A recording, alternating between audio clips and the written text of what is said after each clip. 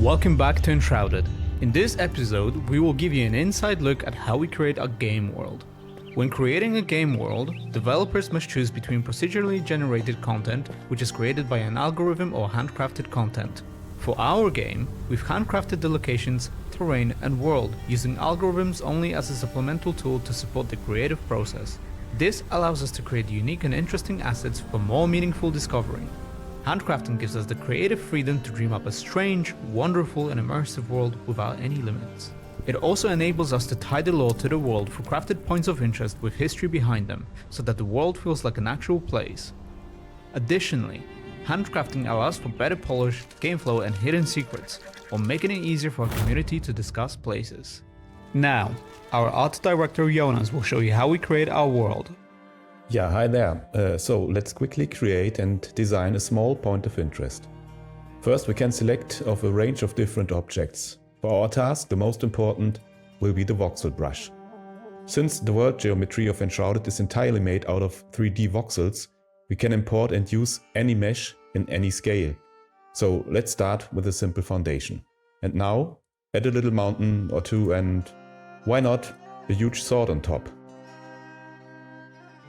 So no matter what geometry we add or how the objects overlap, the result will always be a clean voxel mesh, which is quite a game changer when it comes to designing levels, if you are familiar with the restrictions of traditional approaches.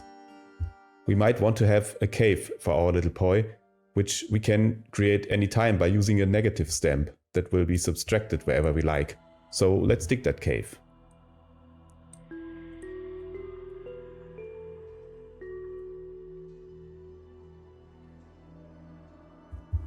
Now we can add a second type of object, which is the voxel object, which are mostly voxel buildings like the ones you create in-game, just made in a tool and ready to be placed in our level. So let's add a small city wall. Again, we can alter the geometry by overlapping. The result will always be a cleanly voxeled mesh.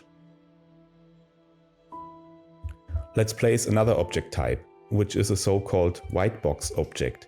This can be a collection of a lot of object types, reacting to level tags set up in our scene, and since they are randomized, they are just represented by a bounding box in our edit mode.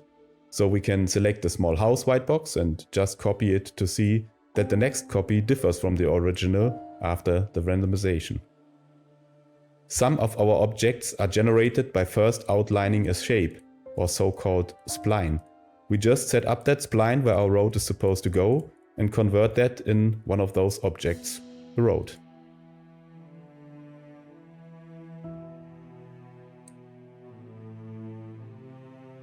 Now, with all the basic setup done, we want to test play the level, and we can do that anytime by the press of a button. And we also can keep the game running to see all our further editor changes while we are in the level. This makes it much easier to see what our poi actually plays like. Now we can quickly change large areas by painting in informations in the tool, which might result in scattering changes, so we can, for example, quickly add small forest, or we can paint in different biome setups that will affect materials and scattering objects. All that's left now is basically copy-pasting more of the same, until we're happy with the result and our little poi is done. That's a glimpse into our world creation process. We hope you enjoyed this inside look. If you have any questions or suggestions, let us know in the comments. Don't forget, our early access release is January 24th, so wishlist Enshrouded on Steam. And as always, we'll see you in the next one.